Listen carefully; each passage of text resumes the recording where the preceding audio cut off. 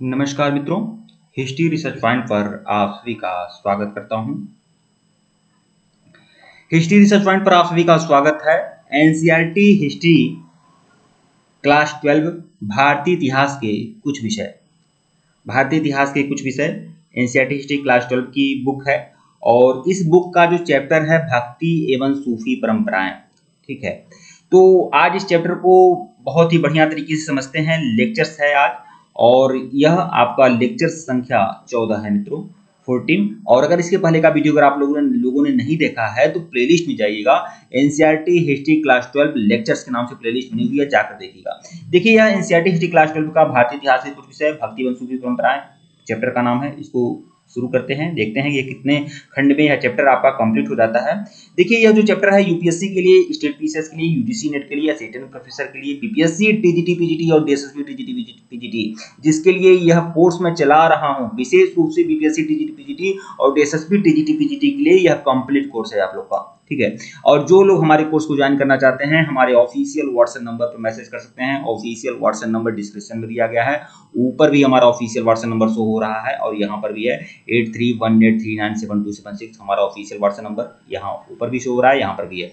और 1499 का complete course है, 1499 का कंप्लीट कोर्स है। इसमें आप लोग को क्या मिलेगा, देखिए मित्रों, कक्षा 6 से लेकर 12 तक क्लास 6 to 12 की पूरी NCERT notes, hand written notes भी मिलेगा, पीपीटी नोट्स भी मिलेगा, लेक्चर्स वीडियो मिलेगी, उसके सारे के सारे नोट्स आपको मिलेंगे और साथ ही साथ चैप्टर वाइज सारी टेस्ट सीरीज आप लोग को मिलेगी। और जैसे ही सारी टेस्ट सीरीज आप लोग की कंप्लीट हो जा रही है तो अब फिर से मैं शुरू भी किया हूं, लगभग 2500 एमसीक्यू फुल एक्सप्लेनेशन के साथ अलग टेस्ट सीरीज भी चल रही है। कुल मिलाकर 1499 में आप लोग का कंप्लीट कोर्स है और मैं आप लोग को पूरी तरह से आश्वस्त करना चाहूंगा कि अगर आप लोग ईमानदारी के साथ हमसे जुड़े रहे और हमारे जो मटेरियल है अगर उस पर आपने भरोसा जताया है, उसको आपने फॉलो किया है तो 100% बेहतरीन परिणाम आप लोग को देखने को मिलेगा परीक्षा हॉल में। ठीक है, तो आइए शुरुआत करते हैं भक्ति एवं सूफी परंपराएं, यह चैप्टर। और टेलीग्राम बिल्कुल ज्वाइन करिएगा, लिंक डिस्क्रिप्शन में दिया गया है, आप सभी लोग टेलीग्राम बिल्कुल ज्वाइन कर लें। आइए शुरुआत करते हैं भक्ति एवं सूफी परंपराएं। भक्ति एवं सूफी परंपराएं ये जो चैप्टर है इस पर केंद्रित है। भैया 14वीं-15वीं सदी में जानते हैं क्या हुआ था? भक्ति आंदोलन हुआ था यार, भक्ति आंदोलन हुआ था। और भक्ति आंदोलन क्यों नहीं होगा? भक्ति आंदोलन इसलिए हुआ था क्योंकि उस समय अंधविश्वास, पाखंड, झूठ बहुत भारी मात्रा में फैला हुआ था और बहुत सारी विदेशी शक्तियां, तुर्क, अफगान, मुगल हमारे देश पर रूल कर रहे थे, शासन कर रहे थे। तो उनके द्वारा बहुत सारा जो हिंदू धर्म था, जो भी भारतीय धर्म थे, उनकी सांस्कृतिक परंपराओं को भी ठेस पहुंचाया गया था। तो बहुत सारे लोग जो अपनी पुरानी इस पुरातन सनातन संस्कृति पर यकीन रखते थे, उसमें विश्वास करते थे, तो वह बहुत सारे लोग पथभ्रष्ट होने लगे थे। तो उस समय बहुत सारे साधु संत आए, मीराबाई आई, सूरदास, कबीरदास, संत रैदास, ठीक है, तुलसीदास आए, दादू दयाल आए, नानक आए, बहुत सारे चैतन्य महाप्रभु आए। तो यह सब जो भी बड़े बड़े संत हुए इन्होंने भक्ति आंदोलन में अपना अमूल्य योगदान दिया। तो भक्ति आंदोलन हुआ, फिर सूफी परंपराएं हुई। सूफी परंपराओं में क्या था? सूफी जो थे वह गीत संगीत के द्वारा ईश्वर का भजन करते थे, ईश्वर को मनाने का प्रयत्न करते थे। और यह थोड़ा बहुत, यह सूफी परंपरा जो थी वो मुस्लिमों की परंपरा थी, लेकिन यह उदार थे, थोड़ा बहुत उदार थे। जो मुसलमानों के अंदर जो कट्टरता थी, कट्टरपंथी विचारधारा थी, उसमें से सूफी जो विचारधारा थी यह थोड़ी उदारता थी और इसीलिए भारतीय लोग भी सूफी परंपरा या सूफी संतों का सम्मान करना प्रारंभ कर दिए। तो इस यह जो चैप्टर है भक्ति एवं सूफी परंपराओं से संबंधित है और भक्ति एवं सूफी परंपरा के बारे में इंगित करेगा यह चैप्टर। हमारा ऑफिशियल व्हाट्सएप नंबर डिस्क्रिप्शन में है, यहाँ पर भी शो हो रहा है, आप लोग मैसेज कर सकते हैं अगर आप लोग को कोर्स को ज्वाइन करना है तो। भारत में भक्ति एवं सूफी आंदोलन, भारत में भक्ति और सूफी आंदोलन, भारत में भक्ति एवं सूफी आंदोलन मतलब भक्ति और सूफी आंदोलन भारत में कैसे हुआ, इसको देख रहे हैं। भारत में भक्ति और सूफी आंदोलन सल्तनत काल में हिंदू मुस्लिम संस्कृति के संघर्ष का काल था, वही मैं बताना चाहूंगा। सल्तनत काल, ठीक है, सल्तनत काल कब से प्रारंभ होता है? कुतुबुद्दीन ऐबक से प्रारंभ होता है सल्तनत काल और इब्राहिम लोदी तक सल्तनत काल चलता है। सल्तनत के जो सुल्तान होते थे, सल्तनत के जो शासक होते थे उनको सुल्तान कहा जाता है। ठीक है, तो सल्तनत काल में जब मुसलमानों का काल था उसमें हिंदू मुस्लिम संस्कृति के संघर्ष का काल था। ठीक है, सल्तनत काल के साथ ही भारत में तीव्र गति से इस्लाम का प्रचार या प्रसार हुआ। अरे भैया, वह जो जो भी तुर्क अफगान आए थे ना, वो इस्लाम का प्रचार प्रसार ही तो आए थे। उनकी जो मानसिकता दूषित थी, मोहम्मद गजनवी का, गौरी का, किस तरह से उन्होंने भारतीय धर्म का, संस्कृति का, कला का उन्होंने गला घोट दिया। अरे वह बख्तियार खिलजी जब अटैक किया था नालंदा विश्वविद्यालय में और धू धू करके पूरा पूरा का पूरा लाइब्रेरी जला हुआ था 6 महीने तक। आप सोच लीजिए हमारी कला और संस्कृति का इतना बड़ा ह्रास सल्तनत में हुआ था, सल्तनत काल में हुआ था, मुस्लिमों के आक्रमण से हुआ था। ठीक है, दिल्ली के सुल्तानों ने इस्लाम के प्रचार या प्रसार के लिए हिंदू धर्म पर अत्याचार करने प्रारंभ कर दिए। क्यों नहीं अत्याचार करेंगे, गंदी गिरी हुई तुच्छ मानसिकता के प्राणी थे वो। ठीक है, उन्होंने हिंदू मंदिरों व मूर्तियों को तोड़ दिया और हिंदू को जबरदस्ती मुसलमान बनाया। तो देखिए ये सब जो थी ना, यह सब जो प्रक्रिया थी ना, बहुत गंदी और घिनौनी प्रक्रिया थी। और इसीलिए हमारे संत आए, हमारे साधु संत आए और उन लोगों ने हमारी देश की जनता को, हमारे जो देश की जनता थी उनको जागरूक किए, उनको अपनी संस्कृति में विश्वास करना सिखाया। ठीक है, यहाँ पर देख सकते हैं यह चैतन्य महाप्रभु का एक पिक्चर है जिसमें यह डांस कर रहे हैं। देखिए आपको लोग को एक और बता दूं, हमारे वहाँ जो संकीर्तन प्रणाली है, कीर्तन होता है गाँव में, शहरों में, हर जगह होता है। किसी की कोई मनौती पूरी हो जाती है तो वह कीर्तन कराते हैं। रामायण और कीर्तन हमारे समाज में होता है, हिंदू समाज में। तो देखिए कीर्तन जो प्रक्रिया होती है उसमें क्या बोला जाता है, हरे रामा रामा रामा हरे हरे, हरे कृष्णा कृष्णा कृष्णा हरे हरे, और इसी तरह से 24 आवर तक यह जप चलता है। ठीक है, तो इसे संकीर्तन प्रणाली कहते हैं। यह कीर्तन प्रणाली है और ये कीर्तन प्रणाली के जनक थे चैतन्य महाप्रभु थे। यह हरे रामा रामा हरे हरे, हरे कृष्णा हरे हरे, ऐसे करके जो संकीर्तन प्रणाली है इसके जनक चैतन्य महाप्रभु थे। कीर्तन की शुरुआत इन्होंने ही की थी। हिंदू धर्म ने अपने धर्म की रक्षा के लिए एक ही स्वर्गीयवाद पर बल दिया। जब लाखों हिंदू मुसलमान बनने लगे, बताइए, जब लाखों हिंदू मुसलमान बनने लगे तो हिंदू धर्म की बुराइयों को दूर करने के लिए धर्म सुधारकों ने एक आंदोलन चलाया। हो सकता है हिंदू धर्म में कुछ बुराइयां हैं, कुछ अस्पृश्यता है, छुआछूत, जातिवाद के कारण बहुत सारे हिंदू मुसलमान हो गए। ठीक है, तो उसमें बहुत सारे समाज सुधारक आए जो हिंदू धर्म की बुराइयों को दूर करने का प्रयास किए। यही आंदोलन भक्ति आंदोलन के नाम से जाना जाता है। साथ ही मुसलमानों ने सूफी संप्रदाय पर जोर देना प्रारंभ किया। मुसलमान क्या थे, और सूफी संप्रदाय पर जोर देते थे। ठीक है, और वही सूफी आंदोलन कहलाया। तो मुसलमानों में जो आंदोलन हुआ था, भक्ति मूवमेंट जैसा हुआ था, वह सूफी आंदोलन कहलाया, और जो हिंदुओं में हुआ था वो भक्ति आंदोलन कहलाया। ठीक है, भारत में भक्ति आंदोलन क्या था? भारत में भक्ति आंदोलन, भक्ति, देखिए आपको बता दें, भक्ति आंदोलन का जो प्रारंभ हुआ था ना, वो दक्षिण भारत से हुआ था, साउथ से हुआ था भैया, साउथ से हुआ था।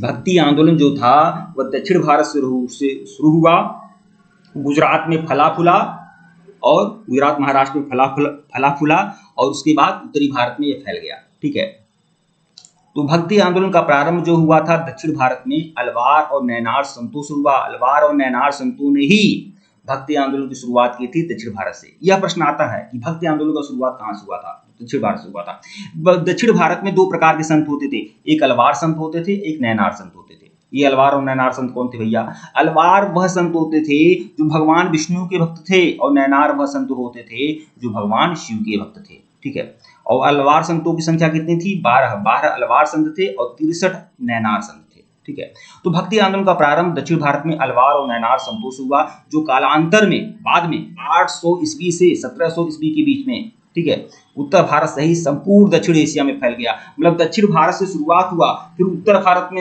भारत में आया, और फिर उसके बाद पूरे दक्षिणी एशिया में फैल गया। कुल मिलाकर भारत में जो पाकिस्तान वाला हिस्सा है, अफगानिस्तान वाला हिस्सा है, म्यांमार में, थाईलैंड में, लाओस में, कंबोडिया में, वियतनाम में, सब जगह फैल गया, सब जगह फैल गया। ठीक है, श्रीलंका, नेपाल, सब जगह फैल गया है। ठीक है, अलवार और नैनार दक्षिण भारत में भक्ति आंदोलन के संस्थापक माने जाते हैं। ठीक है, अलवार और नैनार जो थे, मैंने बताया है ना कि अलवार संतों की संख्या कितनी थी? 12। नैनार संतों की संख्या कितनी थी? 63। नैनार जो संत थे वो भगवान शिव के भक्त थे, शैव थे, और अलवार जो संत थे वह भगवान विष्णु के भक्त थे। तो अलवार और नैनार दोनों ने समाज में प्रचलित सामाजिक और धार्मिक दुर्भावनाओं की कड़ी आलोचना की। सामाजिक और जो भी सामाजिक भेदभाव था ना, उसका आलोचना किए थे ये लोग। ठीक है, दुर्भावनाओं की कड़ी आलोचना की। इन्होंने जाति प्रथा और ब्राह्मणों की प्रभुता के विरोध में आवाज उठाई थी। मतलब ब्राह्मणों के वर्चस्व पर कुठाराघात किसने किया था? अलवार और नैनार संतों ने किया था। इन्होंने स्त्रियों को महत्वपूर्ण स्थान प्रदान किया। देखिए, स्त्रियों के साथ भेदभाव इन्होंने नहीं किया। और बहुत सारे अलवार संत थी जो स्त्री संत थी, ठीक है। एक अलवार संत थी जिनका नाम था अंडाल, ठीक है, अंडाल था। यह आपकी क्या थी, यह आपका स्त्री संत थी, ठीक है। इन्होंने स्त्रियों को महत्वपूर्ण स्थान प्रदान किया। अलवार की दो महिला संत अंडाल और नैनार, देखिए अलवार की दो महिला संत थी, एक अंडाल और एक नैनार की। अलवार की दो महिला संत एक अंडाल थी और फिर नैनार नैनार की महिला संत थी, नैनार की महिला संत थी अमैयार करैकाल, ठीक है, अमैयार करैकाल, यह आपकी नैनार संत थी, ठीक है। तो दोनों क्या थी, महिलाएं थी, ठीक है। अलवार भगवान विष्णु के भक्त थे, जबकि नैनार क्या थे, शैव थे। भगवान शैव मतलब भगवान शंकर के भक्त, ठीक है। देखिए अलवार और नैनार संत जो थे ना, उनको राजश्रय भी मिला था, मतलब उनको आश्रय भी मिला था, ठीक है। बहुत सारे जो राजे महाराजे थे उन्होंने अलवार और नैनार संतों को सम्मान देना प्रारंभ किया, ठीक है, और उनका संरक्षण किया, ठीक है। तो चोल पल्लव चालुक्य, चोल पल्लव चालुक्य जो दक्षिण भारत में प्रमुख राजवंश थे,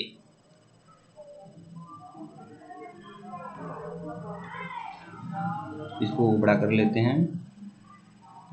देखिए चोल पल्लव और चालुक्य, चोल पल्लव और चालुक्य, चालुक्य राजवंश ने अलवार और नैनार दोनों पंथों को क्या किया, संरक्षण प्रदान किया।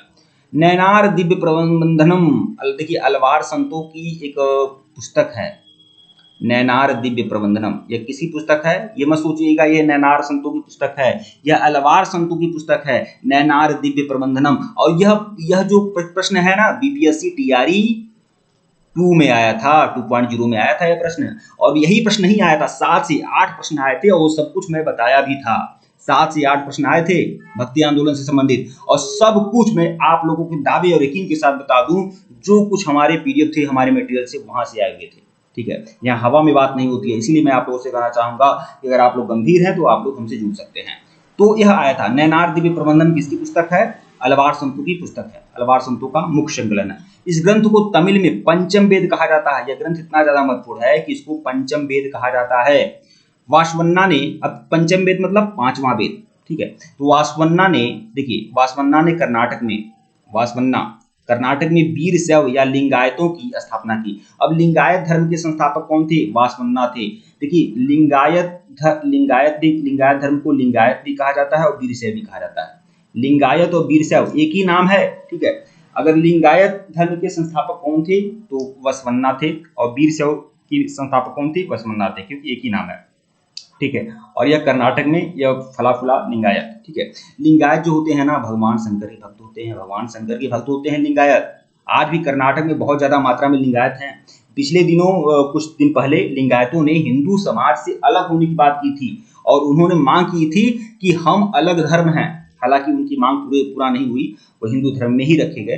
तो उन्होंने इस तरह से, जैसे कि लिंगायत जो होते हैं वह शव को जलाते नहीं है, शव को जलाते नहीं है, शव को दफनाते हैं। और इसीलिए छोटी सी एक अंतर होने के कारण, थोड़ी राजनीति के कारण यह थोड़ा सा, सभी लिंगायतों का यह मांग नहीं था, कुछ लिंगायत लोगों का मांग था जो राजनीति से प्रेरित थे। उन्होंने कोर्ट में अर्जी लगाई थी और सरकार से भी अर्जी लगाई थी कि उन्हें एक अलग धर्म के रूप में उनको जाना जाए, एक अलग धर्म है उनका, वह हिंदू धर्म में नहीं है, जबकि वह भगवान शंकर के भक्त होते हैं, लिंग धारण करते हैं, लिंग की पूजा करते हैं। बस छोटा सा अंतर है कि यह दाह संस्कार नहीं करते हैं, यह शव को दफनाते हैं, बस यही अंतर है, ठीक है। तो इस तरह की प्रक्रिया बहुत सारी हमारे समाज में, बहुत सारी जाति है, बहुत सारे जनजातियां हैं, अलग अलग प्रक्रियाएं हैं। तो इसका मतलब थोड़ी है कि कोई अलग धर्म हो जाएगा, ठीक है। हमारा समाज अलग अलग कबीलों से, जातियों से, अलग अलग उपजातियां हैं, जातियां हैं, उपजातियां हैं, तो अलग अलग पंथ रिवाज समाज में प्रचलित है। इसका मतलब ऐसा नहीं कहा जा सकता है। तो अपने पंथ के विकास में इन्होंने महत्वपूर्ण भूमिका निभाई थी। देखिए अलवार और नैनार संत कौन थे, अलवार और नैनार संत कौन थे, सबसे बड़ा प्रश्न कौन थे। तो यहाँ पर देखिए हिंदू धर्म में नैनार भगवान शिव के भक्त थे, कई बार मैं दोहरा चुका हूँ। इनका उद्भव जो हुआ था मध्यकाल में, मुख्यतः दक्षिण भारत के तमिलनाडु में हुआ था, ठीक है। कुल 63 नैनारों ने शैव सिद्धांतों के प्रसार में महत्वपूर्ण भूमिका निभाई थी। अब जो नैनार संत थे इनकी संख्या कितनी है, 63। अलवार संतों की संख्या कितनी है, 12, ठीक है। यही है सब, यहाँ पर दे सकते हैं, ये अलवार और नैनार संतों की यहाँ पर चित्र बना हुआ है, देख सकते हैं आप लोग।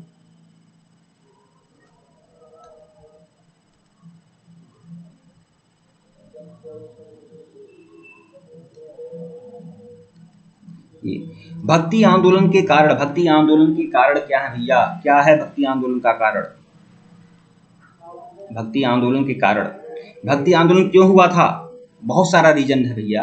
भक्ति आंदोलन क्यों हुआ था? देखिए, मुस्लिम आक्रमणकारियों के अत्याचार के कारण भक्ति आंदोलन जरूरी था। धर्म और जाति की समाप्ति का भय, इस्लाम का प्रभाव, राजनीतिक संगठन और रूढ़िवादिता, ये सभी जो कारण थे।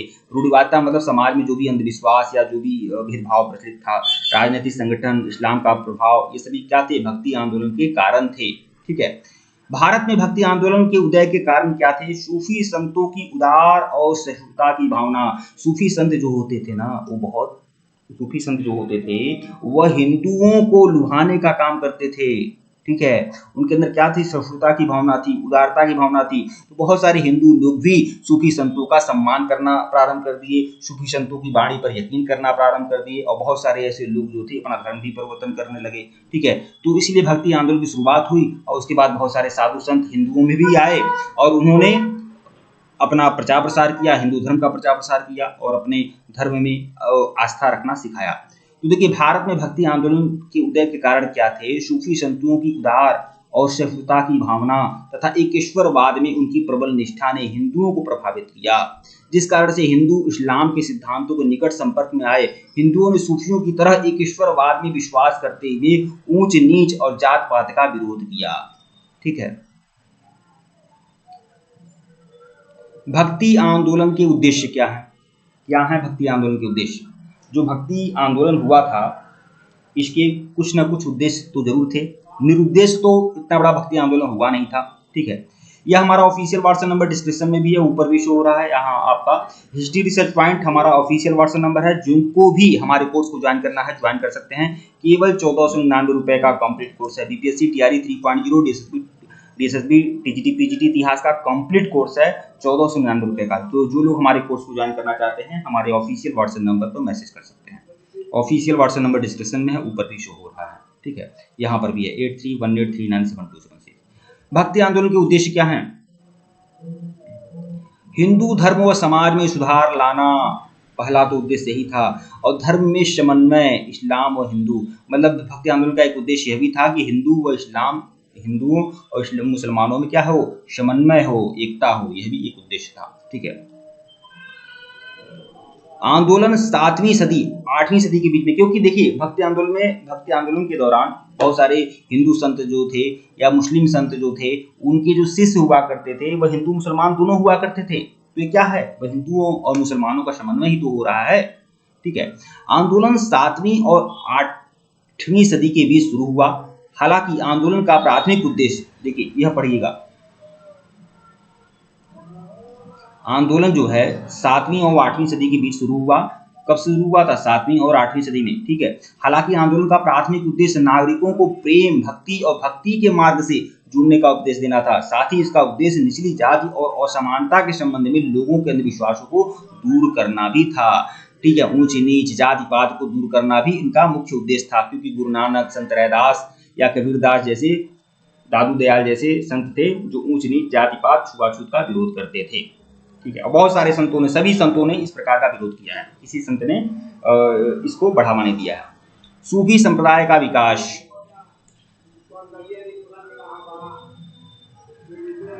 देखिएगा, सूफी संप्रदाय का विकास, सूफी संप्रदाय का विकास कैसे हुआ? सूफी आंदोलन में सूफी संप्रदाय का विकास कैसे हुआ, इसे देख लेते हैं। देखिए मित्रों, अगर इसके पहले का वीडियो अगर आप लोगों ने नहीं देखा है तो प्लेलिस्ट में जाइएगा, एनसीईआरटी हिस्ट्री क्लास 12 लेक्चर्स के नाम से प्लेलिस्ट बनी हुई है, जाकर देखिएगा। और मैं आप लोगों से फिर कहना चाहूँगा, 1499 रुपये का कंप्लीट कोर्स है। जो भी लोग हमारे कोर्स को ज्वाइन करना चाहें, ज्वाइन कर सकते हैं। और पूरा क्लास 6 to 12 की पूरी NCERT notes, test series, lectures video और 2500 एमसीक्यू विद एक्सप्लेनेशन के साथ अलग से दे रहा हूँ। ठीक है, तो आप लोग बिल्कुल ज्वाइन कर सकते हैं। सूफी संप्रदाय का विकास कैसे हुआ? रहस्यवादी और उदारवादी विचारधारा से प्रभावित होकर इस्लाम धर्म में एक संप्रदाय का उदय हुआ जो सूफी संप्रदाय कहलाता है। ठीक है, सूफीवाद का जो जन्म हुआ था इस्लाम के उदय से ही हुआ था। इस्लाम का उदय हुआ तो सूफीवाद का भी जन्म हुआ। सूफी शब्द की उत्पत्ति, देखिए पहले तो इसका शाब्दिक अर्थ ही जानिए। सूफी शब्द की जो उत्पत्ति है वो सूफी शब्द से हुआ है। सूफ का अर्थ क्या होता है? बिना रंगा हुआ ऊन। जो ऊन होता है ना, उसी को ईरानी भाषा में सूफ कहते हैं। ठीक है, और जो ईरानी जो संत हुआ करते थे वह वही ऊन का एक गमछा बांधते थे, ऊन का एक पगड़ी बांधते थे, इसीलिए उनको सूफी कहा जाने लगा। ठीक है, तो सूफी शब्द की उत्पत्ति सूफी शब्द से हुई है। सूफी का अर्थ होता है बिना रंगा हुआ ऊन, जिसका अर्थ होता है चटाई जिसे सन्यासी धारण करते थे। सूफीवाद 19वीं शताब्दी में मुद्रित एक अंग्रेजी शब्द है। इस्लाम ग्रंथों में इसका तस्वुरुफ, देखिए यह तो गलत है, सूफीवाद 19वीं सदी में मुद्रित एक अंग्रेजी शब्द है, सूफीज्म होगा। ठीक है, इस्लाम ग्रंथों में इसको क्या कहा गया है? सूफी को इस्लाम ग्रंथों में तस्वुरुफ का प्रयोग किया गया है, इसके लिए सूफी के लिए तस्वुरुफ। ठीक है, ये आप लोग हाईलाइट कर लीजिएगा, ध्यान रखिएगा, तस्वुरुफ शब्द का प्रयोग किया गया है सूफी के लिए। ठीक है, कुछ विद्वान सूफ का अर्थ ऊन से निकाला बताते हैं। यह खुरदुरे ऊनी कपड़े को दर्शाता है। देखिए सूफ का अर्थ क्या होता है? ऊन होता है। वो जो संत हुआ करते थे ना, वह ऊन की पगड़ी बांधते थे, ऊनी चटाई का प्रयोग करते थे, इसलिए इनको भी सूफी कहा जाने लगा। ठीक है, यही है सब। यहाँ यह चीजें देख लेंगे, 11वीं शताब्दी तक सूफीवाद एक पूर्ण विकसित आंदोलन बना, जिसकी सूफी और कुरान से जुड़ा अपना साहित्य था। ठीक है, तो सूफी साहित्य जो था वह सूफी जो संत होते थे उनकी साहित्य थी और वह कुरान से जुड़ी हुई थी। इसे देख लेते हैं। संस्थागत दृष्टि से सूफी अपने को एक संगठित समुदाय, खानकाह जो था वह सूफी संतों का आश्रय स्थल था। सूफी संतों का जो ठिकाना होता था उसे खानकाह कहा जाता था, जहां सूफी संत जो थे वह निवास करते थे। ठीक है, तो संस्थागत दृष्टि से सूफी अपने को एक संगठित समुदाय खानकाह के इर्द गिर्द स्थापित करते थे। खानकाह का जो नियंत्रण होता था वह किसके सानिध्य में होता था? गुरु या शेख। शेख उसे कहते थे, जो सूफी संत होता था उसे ही शेख कहते थे, और वह क्या होता था? गुरु होता था। ठीक है, उसे गुरु भी कहा जाता था, शेख भी कहा जाता था, पीर भी कहा जाता था। गुरु, शेख या पीर। ठीक है, या फिर मुर्शीद या चेला के हाथ में था, चेला होते थे। ठीक है, मुरीद जो होते थे वह चेला कहा जाता था। पीर किसे कहा जाता था? गुरु को कहा जाता था। ठीक है, शेख भी गुरु को कहा जाता था। ठीक है मित्रों, वीडियो को लाइक और चैनल को सब्सक्राइब करेगा, टेलीग्राम को बिल्कुल ज्वाइन करेगा, लिंक डिस्क्रिप्शन में दिया गया है। अगर इससे पहले का वीडियो नहीं देखे हैं तो प्लेलिस्ट में जाइएगा, एनसीईआरटी हिस्ट्री क्लास 12 के नाम से video lectures, NCERT history class 12 lectures के नाम से प्लेलिस्ट बनी हुई है, जाकर वीडियो देखिएगा। धन्यवाद आप लोग को। और जो लोग हमारे कोर्स को ज्वाइन करना चाहते हैं ज्वाइन कर सकते हैं। ये आपका 1499 रुपये का कंप्लीट कोर्स है, आप लोग ज्वाइन कर सकते हैं। ये हमारा ऑफिशियल व्हाट्सएप नंबर है। ठीक है, ऊपर भी हमारा ऑफिशियल व्हाट्सएप नंबर शो हो रहा है 8318397276। ठीक है मित्रों, धन्यवाद आप लोग को।